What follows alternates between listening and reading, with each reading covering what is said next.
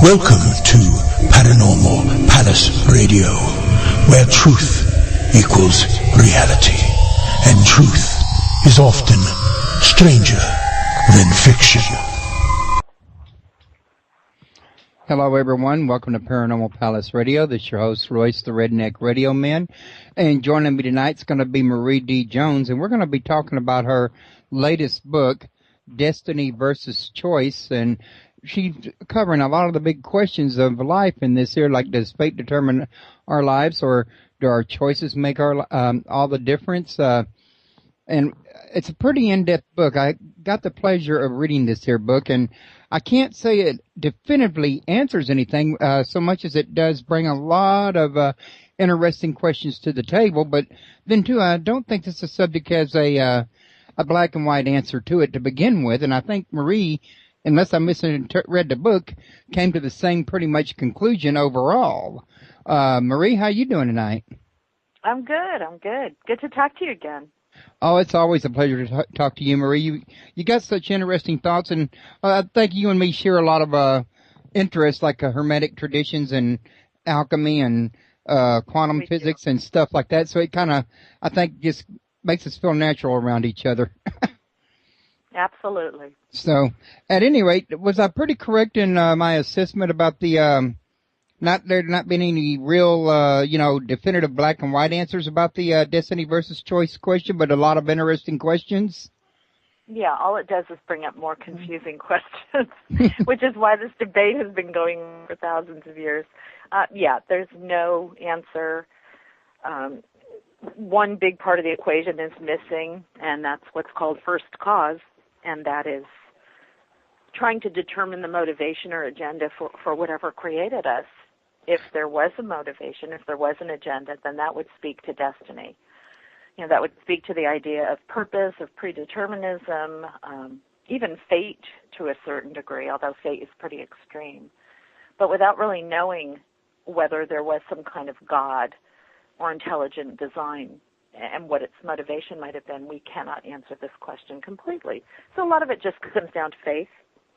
Yeah, I would tend to agree with you on that and there. And, even with faith or without faith, either one, that very first question is that chicken or egg, or, what was right. the cause or the effect. I don't think anybody's ever been able to really have a definitive, provable outcome on that one, in other words.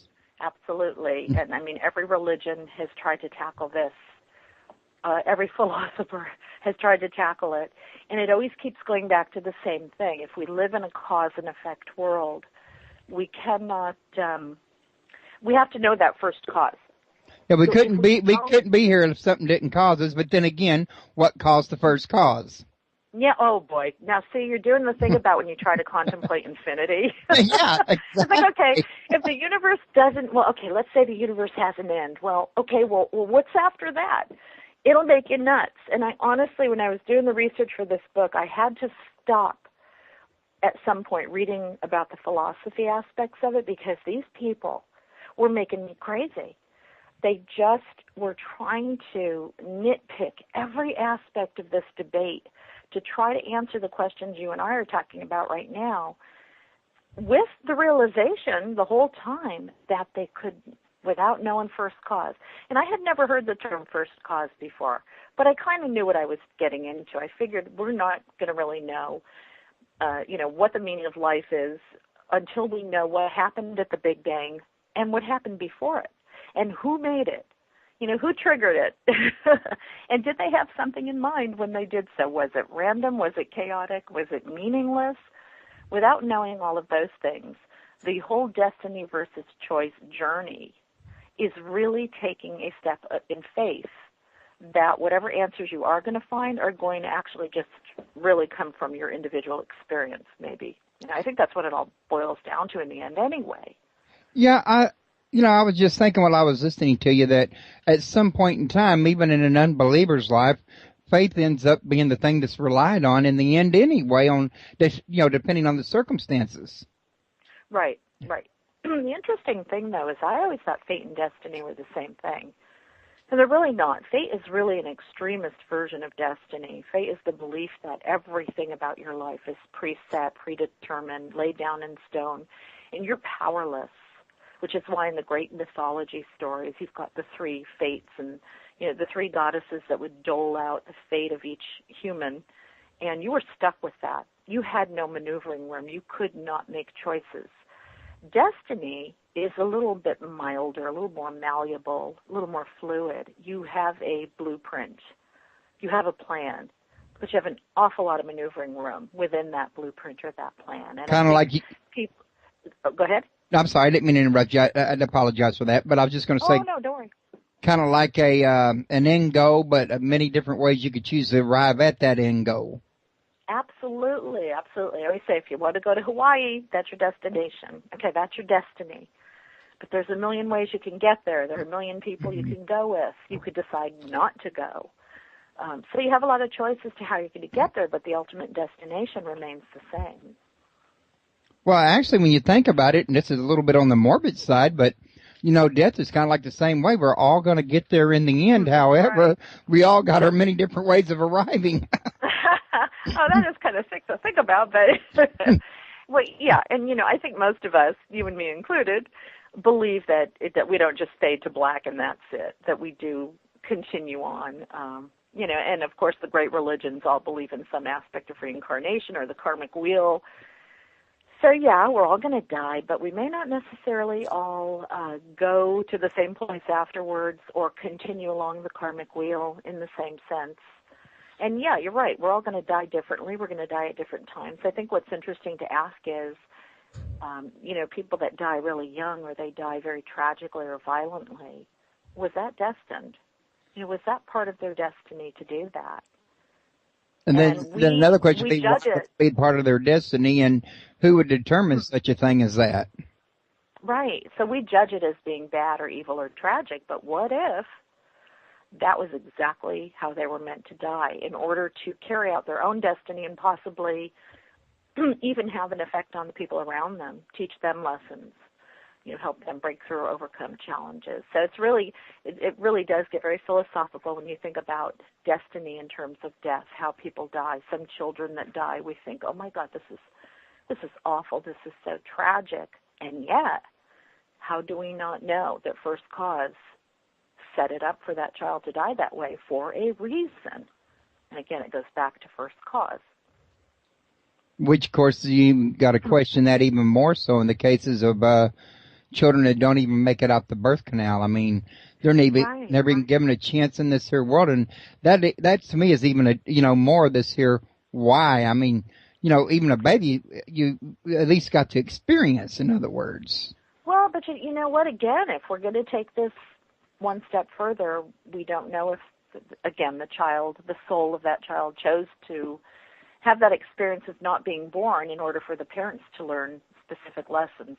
And this goes to the belief in things like soul codes and soul contracts and soulmates, that before we come into this incarnation, we've made deals with certain other souls. You're going to teach me this.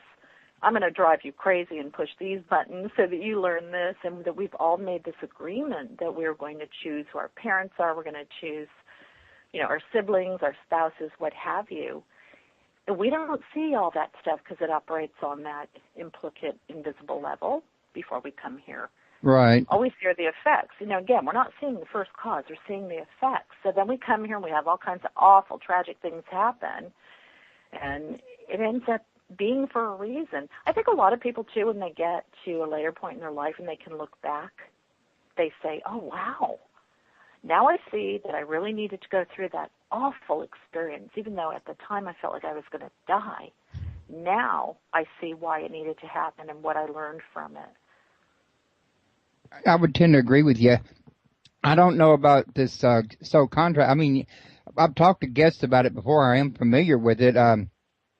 But again, it's another thing, like you said, I think in my opinion, it's done on faith. You have to have a faith to believe that you made this contract before you incarnated, in other words. And it's not to say it didn't happen, it's just no way to really know concretely, in other words. Exactly. Now, I am with you. I do believe that we do live on. I mean, even science teaches us that we're that the main part of us that keeps us alive is energy, and energy can be neither created nor destroyed, which if it cannot be destroyed, we have to continue on in one form or another, someplace or the other. It's as simple as that. Hey, law of thermodynamics, kids. Energy doesn't change form. It may change the system within it operates, but you're absolutely right. And I think one of the ways that we might get a kind of hopeful glimpse into the fact that we do have destiny, or that we don't just live one meaningless life, is when you see all these near-death experience reports. And you've got thousands upon thousands, maybe even millions of people that die and come back saying, I was told that it was too early for me to die. I was told that I needed to go back and finish this. I was told that I needed to go back and complete this, my purpose. So if we believe those, even though they're subjective experiences that we can't yet prove, but if we believe those reports, it sure does sound like we have a purpose and that we are not going to die until we've fulfilled it. So a child that dies at the age of 3 may have indeed filled that purpose. And their time to go on to the next part of the karmic wheel is due. So it's really... we have no way to... A lot of it goes on with no proof. Well, there's so much... circumstantial evidence. So much unknowns out there. It is, I know. But you know me. I'm trying to figure out the unknowns, even if I don't think I ever will. I feel bad. I do too. I used to drive my kids crazy because I used to talk to them about the invisible potential world that's out there, that if you don't plan for it, it'll catch you by surprise. And they're like, there's no invisible world. And now that they're older, they say, oh, okay, yeah. And hey, look, science is backing us up. We got the 0-point field, It's just that implicate order. I actually think children are really tuned into that order. And it's only when they get older they get knocked out of it into, what we consider to be reality. And, I know the kids that I've been around, they thrive in that invisible order. And then pretty soon we start telling them, straighten up and fly right. Pay attention to what's in front of you. And, oh boy, that's the beginning of the end, huh? They had a movie out about that once, about these babies that had all this full knowledge of the universe that was erased as they got older. And I forget the name of the movie, but Oh, wow, yeah. I don't think I've ever seen that, but that sounds great. And seems to be what happens. You've got kids that are born speaking languages, and they have knowledge of other civilizations, other cultures that they couldn't possibly know. Yeah, you see documentaries about this sort of thing on TV from time to time. It's fairly regular. People that are great musicians at age 3 or even younger than that know Mozart or something of that nature. Right. And it had to come from somewhere. You know what I'm saying? How does a baby just have this, or somebody so young just have all this here knowledge suddenly? Exactly. And what do? We call them freaks. Oh my gosh. But it's true. I think, I remember reading once that children operate in alpha. I think it's alpha waves until about the age of 7. And alpha is the brain wave that, of course, is responsible for things like meditation. It's a slightly altered state of consciousness. You're operating with a lot more clear awareness.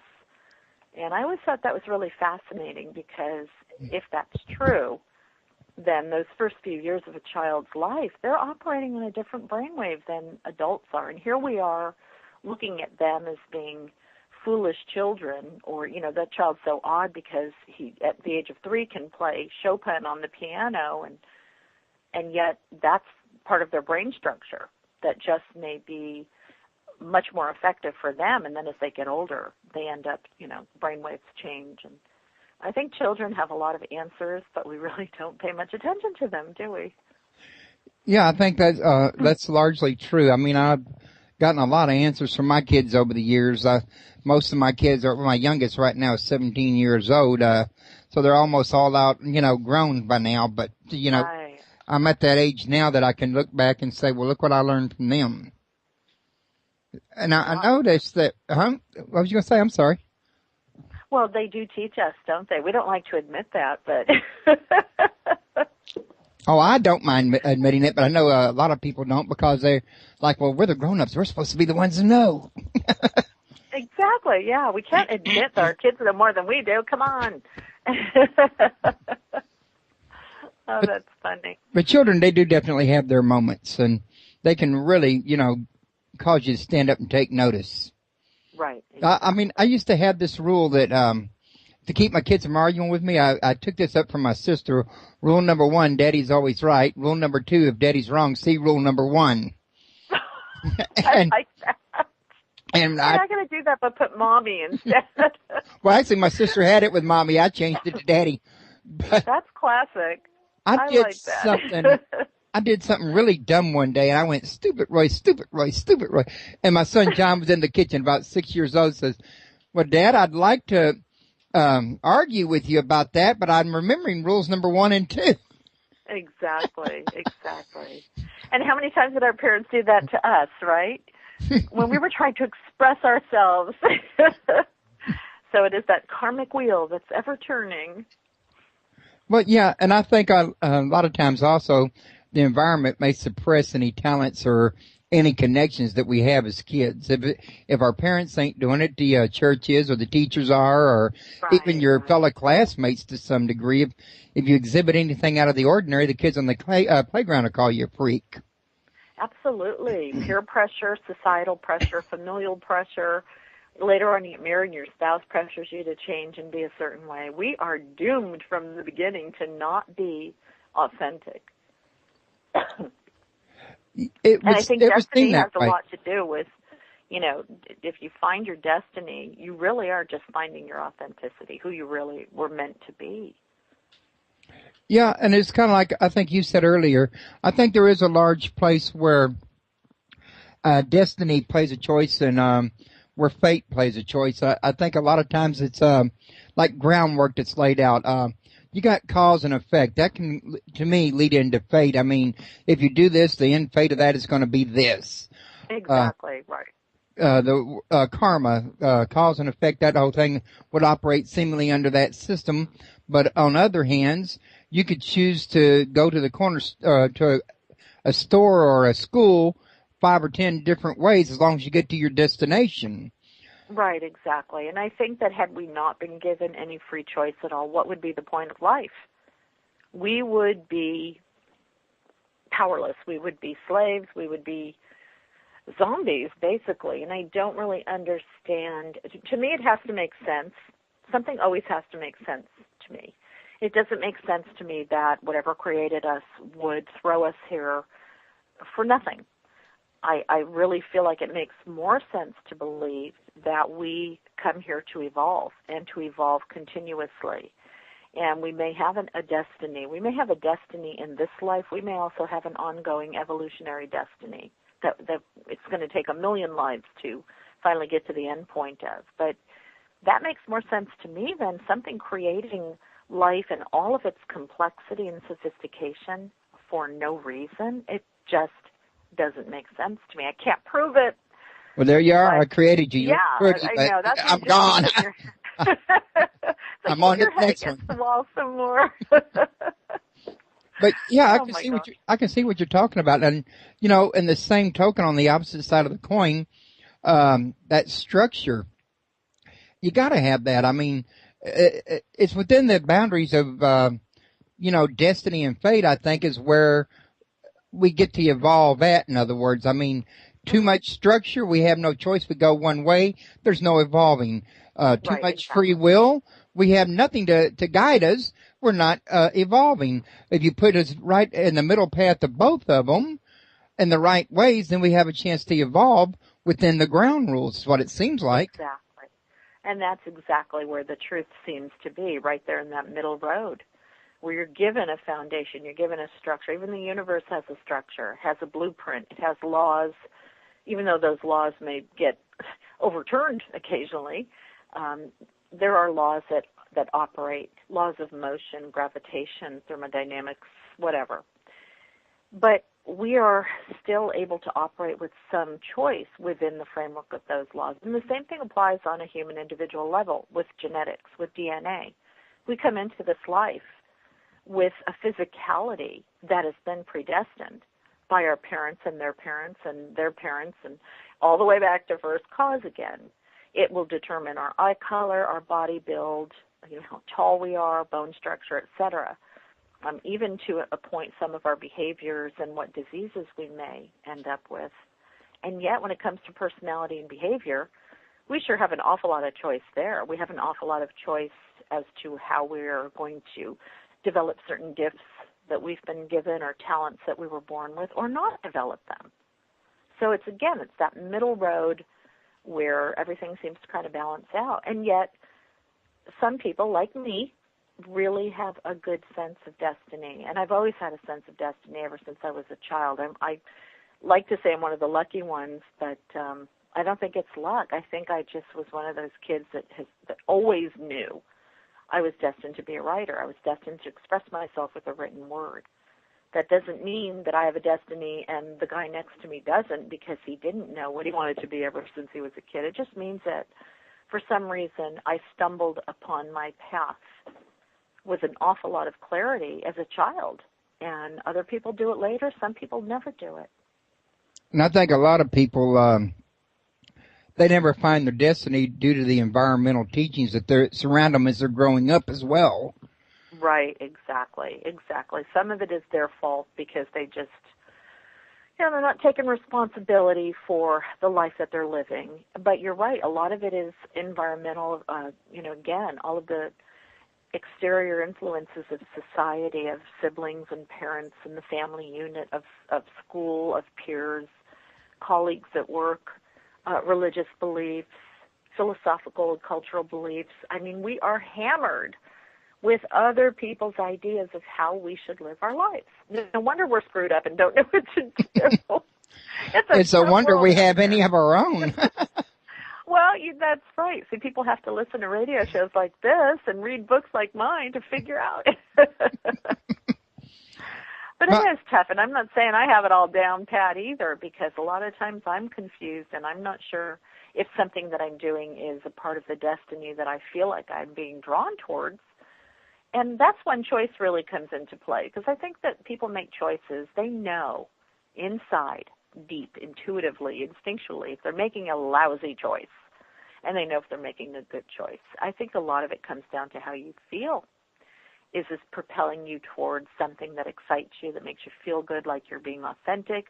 Is it something that makes you miserable, makes your stomach hurt, you break out in a cold sweat? Right there, you can determine by the feelings that your choices bring you whether or not you're on your path to destiny or you've been knocked way off. Yeah, I think I tend to agree with you. Also, the same token about what you're talking about, how many people have done something that you'd hear them say later, I knew I shouldn't have done that. Yeah, it's like, why did you do it? But hey, I've done it too. It's like, okay, for example, something really silly. This morning, I dropped my son off from school, and I got this weird feeling not to go down the road that I usually take to get home. I just, I don't know why. There was nothing up ahead that I could see. I just got this weird feeling. But like an idiot, I did it anyway. There was, just around the corner, a massive, massive accident and backup. And I sat there for like half an hour going, why didn't I listen to that voice and just make a U-turn and go the other? What is wrong with me? So we do that with little things in life. And big deal. I lost a half hour this morning.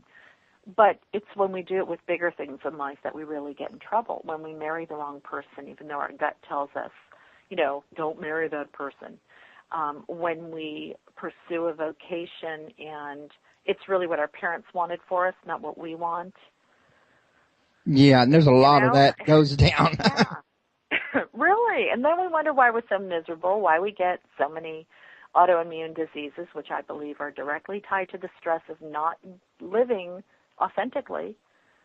We wonder why opportunities pass us by, but somebody else gets them. We look at other people who are happy and say, why can't I be happy? And then we, because we don't realize that we made all those stupid choices that we knew we shouldn't make. Which I have to admit, I made several of those myself. I did too. I want to remind everybody, though, that they can go to your website, www.mariedjones.com, and she has a whole list of all of her books over there, and all these articles that she's worked on, and her and Larry have worked on, and she's also co-founder of paraexplorers.com with Larry Flaxman, and together they delve deeply into paranormal at the well, they're trying to help make science meet spirituality, as I understand it. Is that right, Marie? Absolutely. Two ends of the same yardstick. I always say that. We've got to meet in the middle somewhere, and I really think that's where the paranormal research has been headed, to that middle ground. Yeah, I think so, too. And I think it was really those two were joined together in the middle at one point back there some thousands of years ago before it got separated. Yeah, exactly. I agree. So, yeah, we're not trying to discover new knowledge so much as uncover the knowledge that we forgot, that we used to have before technology, progress, all those kinds of wonderful things came along, and even belief to an extent. I mean, I think, certain religious traditions have pushed us off the path of inner knowledge by telling us that you can't possibly know the truth. You need an intermediary to know the truth. You need a middleman. The one thing I keep getting back time and time again from this here book, Destiny versus Choice, though, is again, everything really goes back to the individual and them listening to their inner voice, their gut instinct, right. I think the Apostle James called it the quiet man, or the quiet inner man. Yeah, exactly. The word quiet, who knows what that means anymore, huh? The world of distraction. And, yeah, it's amazing how many people have forgotten they even have that little voice in there. It's funny because they'll look for guidance outside of themselves. Exactly. That's what I was getting at right there, looking for guidance outside instead of inside. And if you're in a world full of people that's all going in the wrong direction, if you follow any one of them, you're going to go in the wrong direction. And some of these people may have different destinations. Right? They may have different destinations. Right. Follow those lemmings right off that cliff. Go ahead. Yeah, I agree. And I'm not saying you shouldn't read books and go to lectures and things like that. Exterior guidance and influence can be amazingly beneficial, but ultimately, I think people need to tune in and figure out, hey, does this resonate with me? Do I buy into this? Do I really, truly, deep inside, subconsciously even align myself with this, or is this somebody else's idea of what truth is? Does this make sense would be another question you could ask. Oh, yes. I love that one. Does it make sense? But, yeah, I mean, I personally, I agree with you. I believe in reading everything that comes along almost and evaluating for myself what I think is good and what's bad, and letting life teach me as I go along, where I made the errors at, and correct them as I go. Right, correct your course. Your course can still lead you to the same destination, but you're constantly correcting the course so that your travel might be a little bit smoother. Maybe it won't take so long, might not run into as many obstacles that way. You'll still run into the ones that you are destined to learn from and overcome, but you could probably avoid a lot of ones that just came out of bad choices, if you paid attention to that inner guidance a little bit more. Excuse me. Well, part of what you did is you talked about destiny versus choice in science and also in religion, which is very interesting. One of the things that I was going to ask you, though, it wasn't in your book, is do you think people maybe have some part inside of them that draws them to a certain religion from early on, maybe from a past life experience or something that could kind of destine them or predispose them to following one religion over another? I think so. Yeah, I think some of it might be, leftover emotion and experience from a previous incarnation maybe, or something that hasn't been dealt with, or maybe you're just recognizing kindred spirits when you come into this life.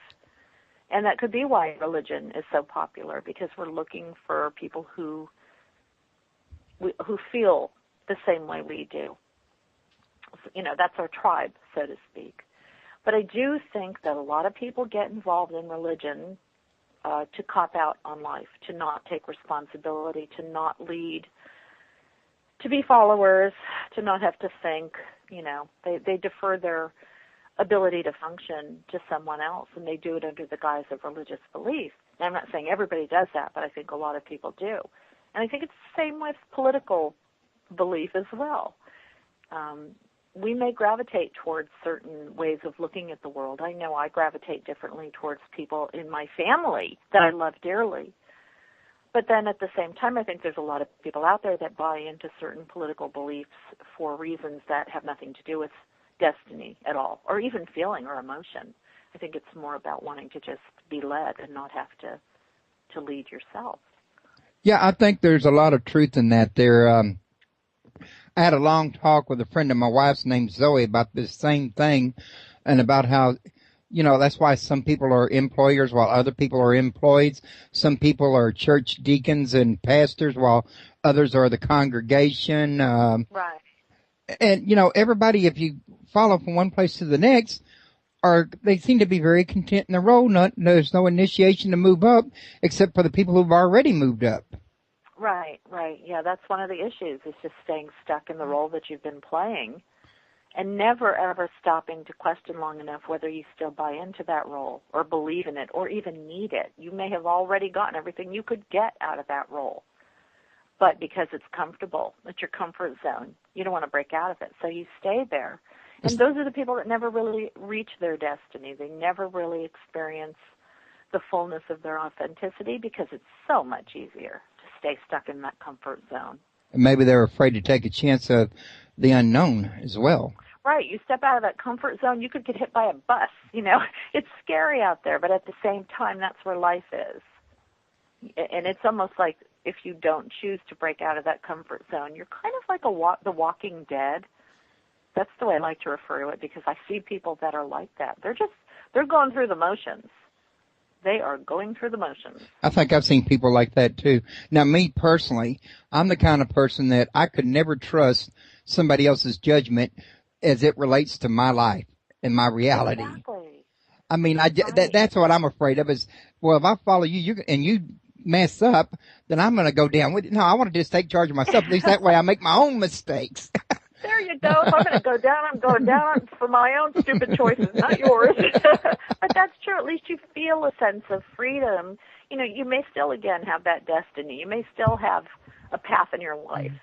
But you feel empowered by having the freedom to make the mistakes on your own or succeed on your own. I mean, who wants to succeed by latching on to someone else? Because, when all is said and done, that that's not your success. That is somebody else's coattails you've been riding on, and that you pretty much help them get to their destiny. That's like paying somebody your homework for you. Exactly. Yeah, you don't learn that way. Sure, you might get an A and a little star, but you're not going to learn that way. So, but yet, again, we see how many people that way because it's a lot easier.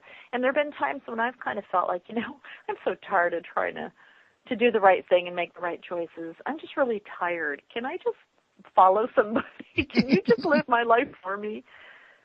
But I know better. I know that there are people that you can find them online.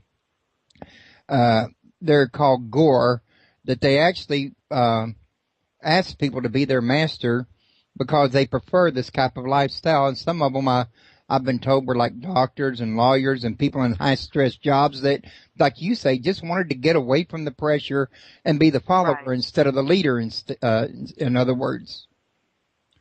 So, I guess leading is high stress to a lot of people. In other words, that's what I'm thinking. Yeah. Come on. I think that's why cults are so popular, and even politics and religion. We know when there is a charismatic leader who can really make you feel secure if you follow them, there are a lot of people that will do so. They'll give in to that seduction of security, I guess you could say, because life is difficult, and it really, really is hard to know the right choices sometimes, and it really can be a struggle to live your dreams and try to express who you are. Some people get killed for doing that in some countries.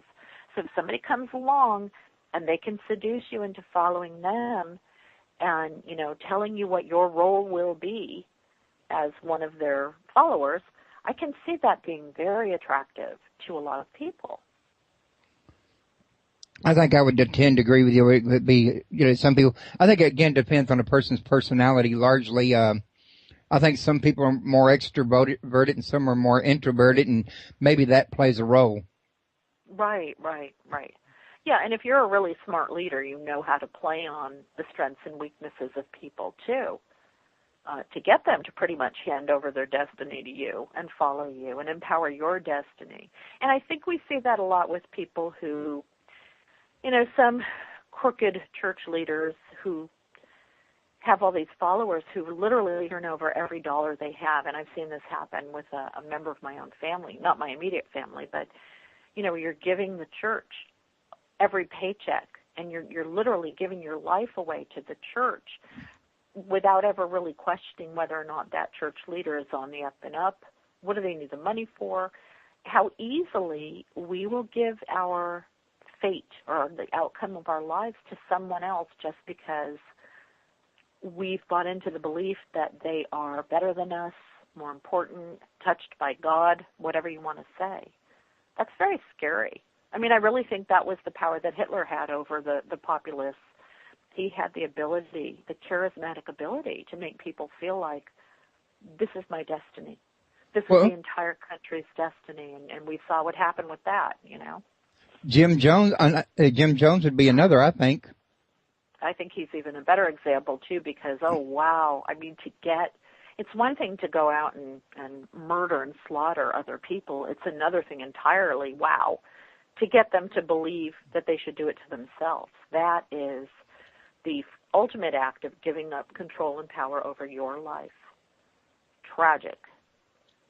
And yet, it's happened many, many times over and over again. I mean, David Koresh would be another example of that. Right. People will listen to people if they have this charisma. If you're talking about this confidence and their way that they express things and the way they know how to put things that make things very convincing, in other words. Absolutely. And I mean, the person that is following a cult leader, they've chosen, I mean, we could also say maybe this was destined to happen to them because it's part of their growth, their evolutionary growth. But in a sense, we might also say that they've made that choice to turn their lives over to someone else.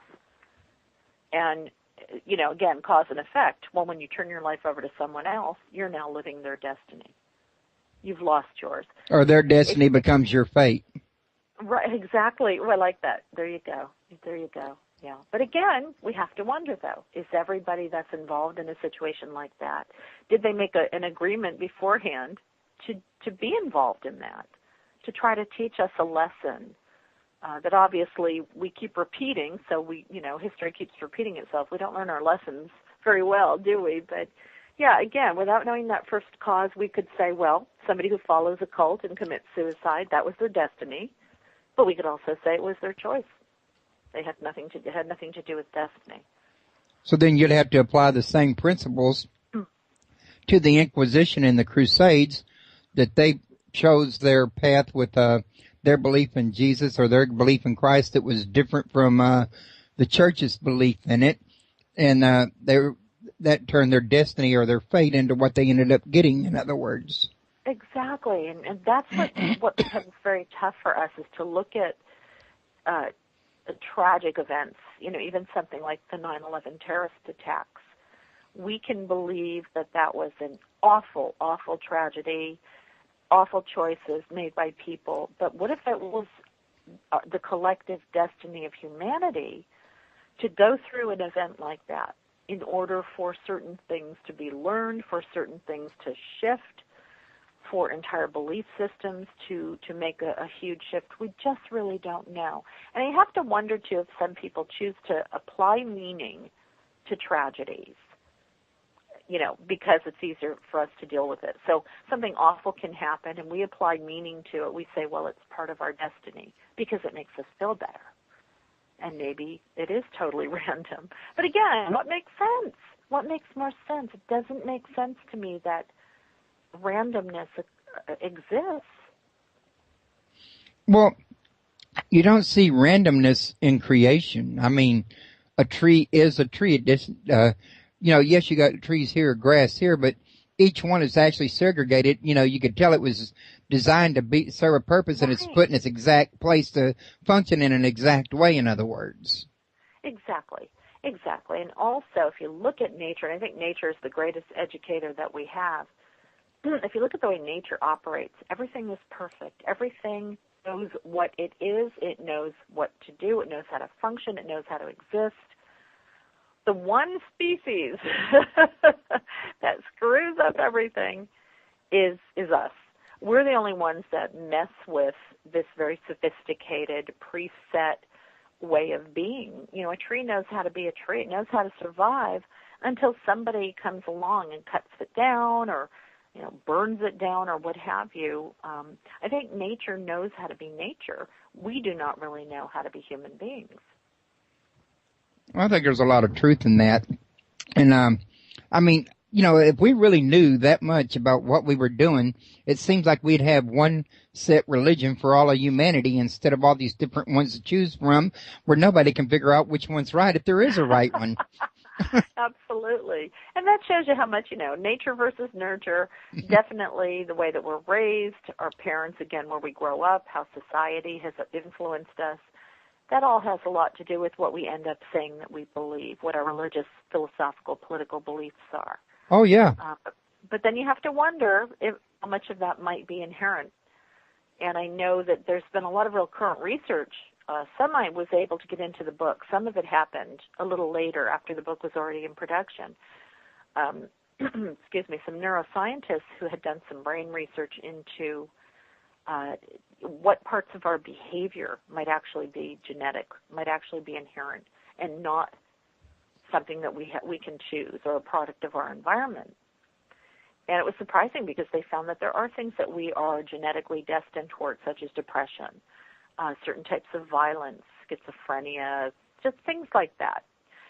And that some people are genetically predisposed to certain types of behavior more so than we've ever known before. So then you have to wonder, okay, are we slaves? Is this just all a product of how the brain acts? But I think most of us know. And again, it comes back to the subjective personal experience. I think most of us know, even if we can't prove it, that our lives are a combination of what we came here with and what we can create while we're here.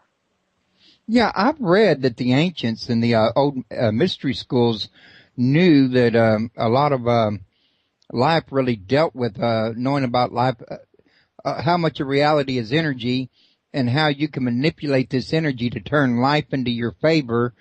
And I think that has a play on destiny and fate in itself. I mean, it's your thought energy that is where everything starts before it ever manifests into the real world. Right. And you know what's funny? I had to write about the law of attraction, too, because it's so popular, and it has been. It's been around for thousands of years. But, obviously with the book The Secret, it sort of repopularized the idea that we are co-creators of reality, that we are making it up as we go along to some extent. And so people will say, well, how can you have both? And, if we're creating reality with our intention and our thought as we go along, then where does destiny fit into that? And my feeling is that we still have to operate within a structure. We still have to operate within a set reality. I cannot, no matter how badly I intend it, turn myself into a frog. Now, maybe that is possible. We just don't know the mechanisms yet. But, at this point in time, I can create a certain amount of my own personal reality with my thoughts and my very focused intention. But there are other things that I have to operate within a fixed structure of. I'm a human being. I'm not going to change my species. My genetic makeup is going to stay the same. I may color my hair. I may get different color contact lenses, but I'm still going to pretty much be the same physically. So I think the two can go hand in hand. You can have, as I feel I do, a very strong sense of destiny and yet still be able to create much of the path that gets you there. And actually, I keep saying destiny versus fate, and it's destiny versus choice. So I want to correct myself on that one. I apologize. That's okay. But yeah, it's still an interesting concept, and I do. It seems to me, from my living life like I have, that you are probably right on key. Well, at least as far as I can seem to tell. I mean, we do seem to be within a structured environment. We're allowed to, you know, for instance, we're allowed to create in such a way that we can affect our lives, but there's very little we can do to affect other people's realities, in other words. Right, right. And in a cosmic sense, we cannot stop the universe from doing what it's going to do. I mean, I can't stop a star from going supernova or anything that goes on out there. But in our individual lives down here on planet Earth, we have an awful lot of power to create the reality that becomes our day-to-day lives. And I think that's really the most important thing anyway. We don't need to change the foundation. We don't need to change the blueprint or the structure. What we need to do is make the best choices to fulfill our destiny and our authenticity within that structure. Not question the structure, just operate the best we can within it. I'm a human being. That's not going to change, not in this lifetime. So how do I become the best human being I can be? I have an awful lot of choices to how I can do that or not do it. Yeah, and you know, sometimes you think you're making the choices to become a better human being, and you actually end up making ones that turn you into a worse human being. Yeah, exactly. Then it gets really frustrating. But again, we might need to learn those lessons. Those might be mistakes that we need to make. Yeah. Because they're a part of the overall destiny that we might not really be aware of. You know, again, it's like we have one destiny for this life, but we've got that sort of over-expansive soul destiny, that evolutionary destiny that's going to go on for quite a while before we get to some kind of end point. Well, I do think that, in my personal opinion, that reincarnation has a stronger possibility of being a actual phenomena than, say, the church's version. I just don't buy that God put everybody here on this planet with all these different religions and says there's one true church. You got to get with that one if you want to make it to heaven, and the other ones can be going to hell.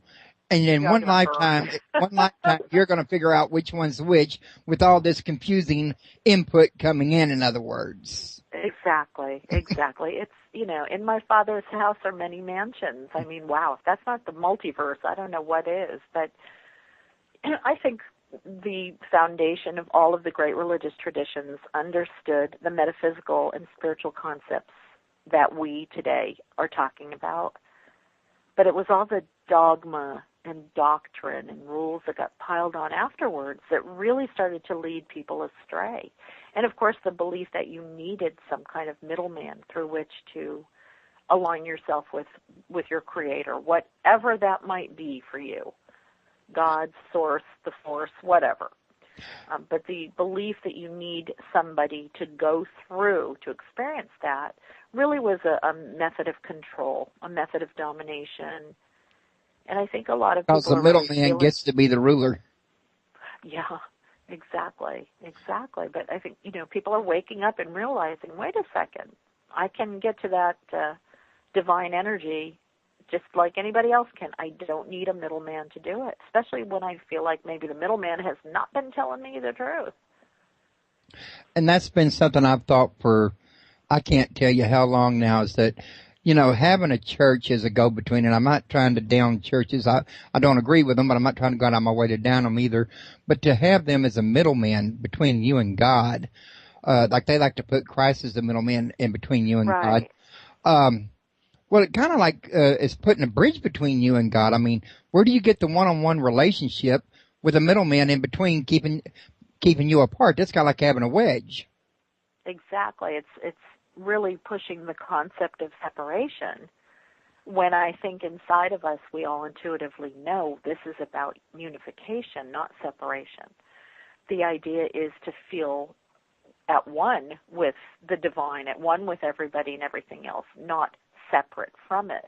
Separation is what breeds racism, sexism, bigotry, intolerance, hatred, violence, you name it. Ultimately, war. Absolutely. The sense that I'm different from you, and I don't like that. That scares me. So I'm going to hurt you. I'm going to, kill you so that your differences don't affect me anymore. And yet, and that's what some religions push. Others are better. I don't want to bag on all religions either. But it's that idea of separation that is what is causing all of the violence and misery and war, even poverty in this world. If you don't have that sense of separation, how do you look at a child who's starving and not work your ass off to find a way to end that starvation?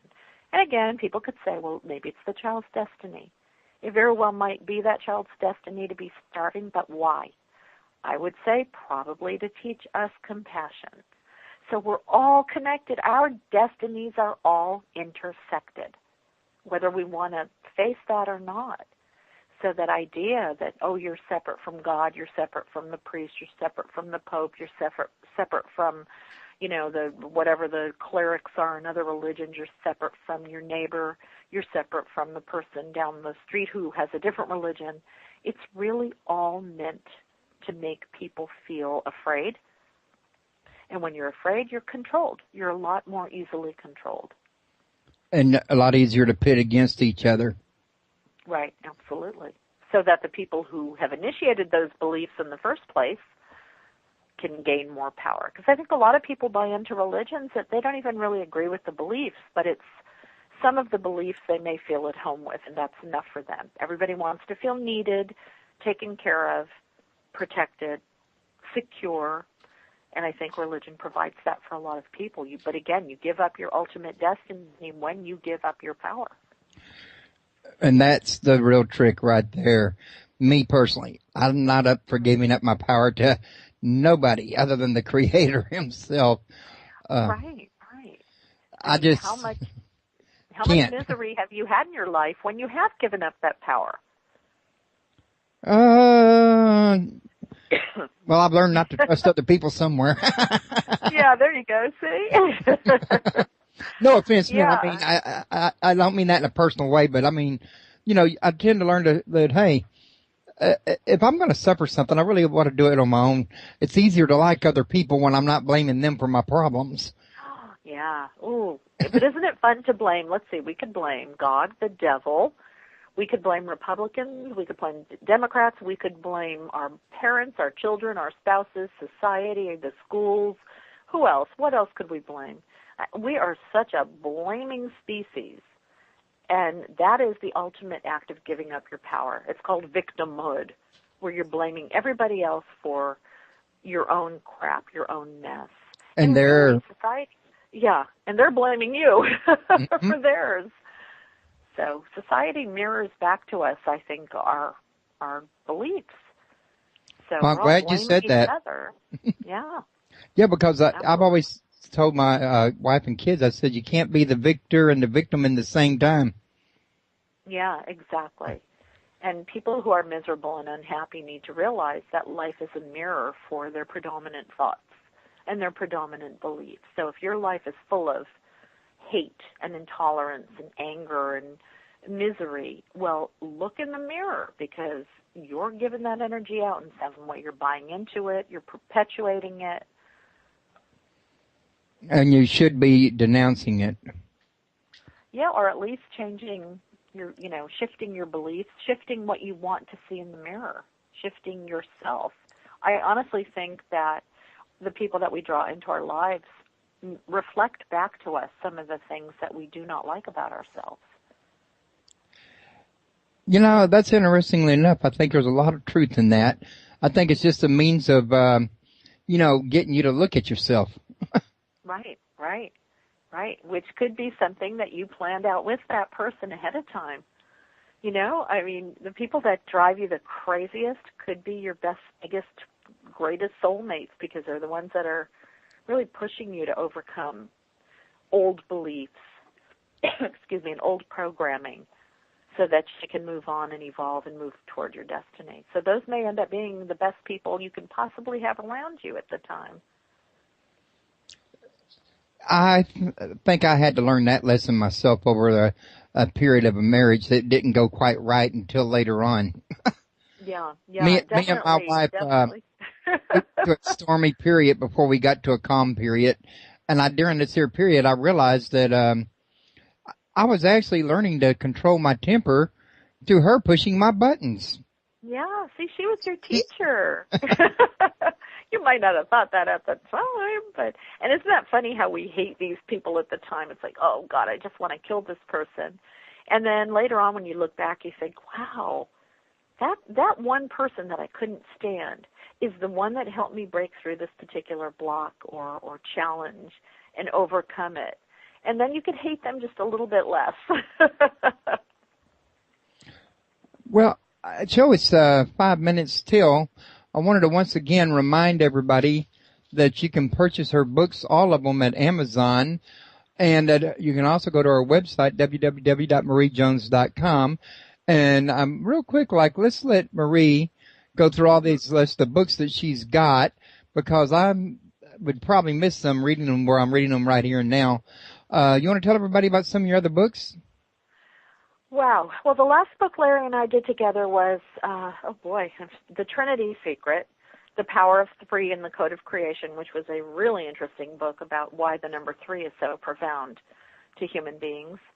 The next book we have is called This Book is from the Future, and it's all about the current research into time travel and also anomalies of time, because time really is not what we think it is. It's just an absolutely fascinating subject. But, yeah, that's what's coming down the pike. But, yeah, on the website, there's information about each book, the books I've done alone, the books I've done with Larry. I know I had a nice long talk with Larry. I was telling you earlier about that time travel and the book. It hasn't come out yet. But, I mean, it was really fascinating. And I read your book, The Trinity Secret, as well as Destiny versus Choice, and I really enjoyed both of them very thoroughly. And I got to tell you, you've really done a lot of research in this here, and you know a lot of what you're talking about. You've covered a lot of the same ground I've covered over the years, in fact. There's a lot of information out there. There's a lot of different paths to follow, and I tend to agree with you. Your life's going to be pretty much what you make of it within the framework you have to make ends work. I mean, there's certain things that I think, yes, are etched in stone. There's other things I think has a little bit of playroom, a little gray area. Absolutely. I mean, look at gravity. For a long time, they thought that was a force that couldn't be broken till they come up with the law of lift. And look, we are on the verge of breaching light speed. Oh, I hope so. Because if that happens, that changes everything. But yeah, we're operating, I really believe I've got a destiny, but I've got choices as to how I'm going to get there and if I'm going to get there. And I think that really applies to the human experience. And we may not get there in this lifetime. No, maybe not, but I'll get closer if I make the right choices. I'd say as long as you're striving for perfection and striving for better and striving to learn, then I don't see how you can't be getting closer. Absolutely. Well, my ultimate destiny is to know the mind of God, so I may have a few lifetimes I need to go through to get to that. You and me I both. want to come face to face with that mind and say, what were you thinking? There you go. Hey, I'd like to be there. But yep, you can be there with me. I hope you come back and talk to us when your new book comes out. I promise to. Absolutely. Absolutely. Sounds like a winner, Marie. Well, it's getting time for me to start getting ready for bed because I got a son to get up in the morning for school. But I want to thank everybody for participating and coming to the show. Even if you did nothing but listen, you were still participating when you listened. Couldn't have a show without the listeners any more than I could without a guest unless I wanted to talk to myself. So, guys, thanks very much. I really appreciate it.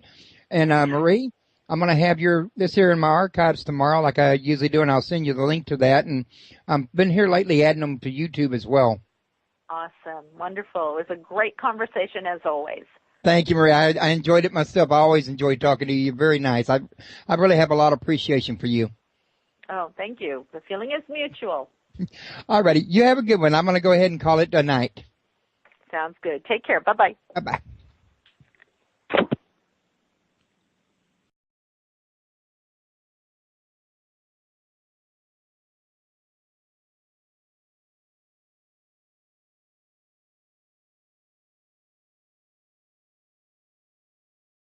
Like an end goal, but many different ways you could choose to arrive at that end goal.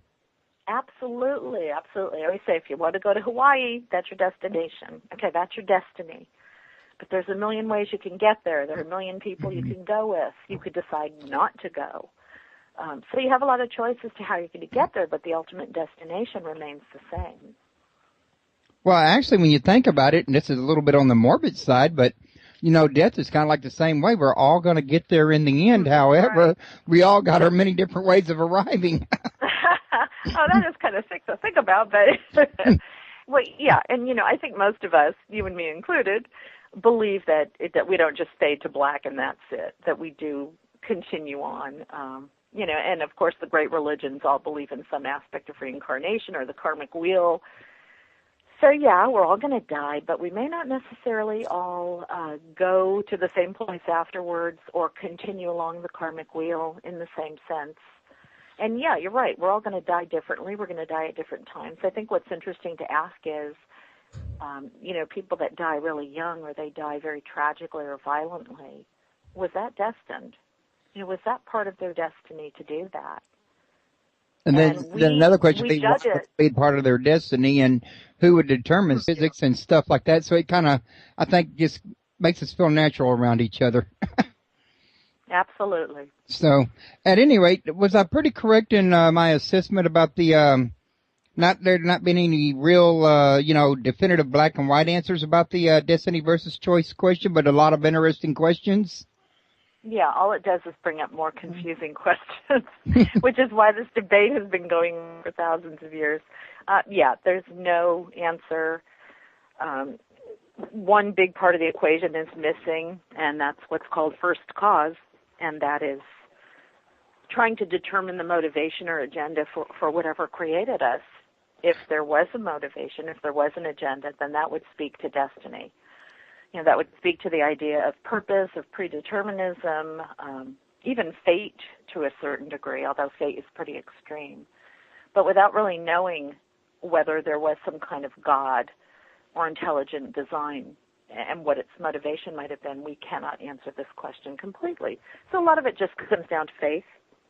Yeah, I would tend to agree with you on that and there. And, even with faith or without faith, either one, that very first question is that chicken or egg or, what was the cause or the effect. I don't think anybody's ever been able to really have a definitive, provable outcome on that one, in other words. Absolutely. And, every religion has tried to tackle this. Every philosopher has tried to tackle it. And it always keeps going back to the same thing. If we live in a cause and effect world, we cannot, we have to know that first cause. Yeah, we couldn't be here if something didn't cause us, but then again, what caused the first cause? Yeah, oh boy. Now see, you're doing the thing about when you try to contemplate infinity. Yeah, exactly. It's like, okay, if the universe doesn't, let's say the universe has an end. Well, what's after that? It'll make you nuts. And I honestly, when I was doing the research for this book, I had to stop at some point reading about the philosophy aspects of it because these people were making me crazy. They just were trying to nitpick every aspect of this debate to try to answer the questions you and I are talking about right now with the realization the whole time that they could, without knowing first cause. And I had never heard the term first cause before, but I kind of knew what I was getting into. I figured we're not going to really know, what the meaning of life is until we know what happened at the Big Bang and what happened before it and who made it, who triggered it, and did they have something in mind when they...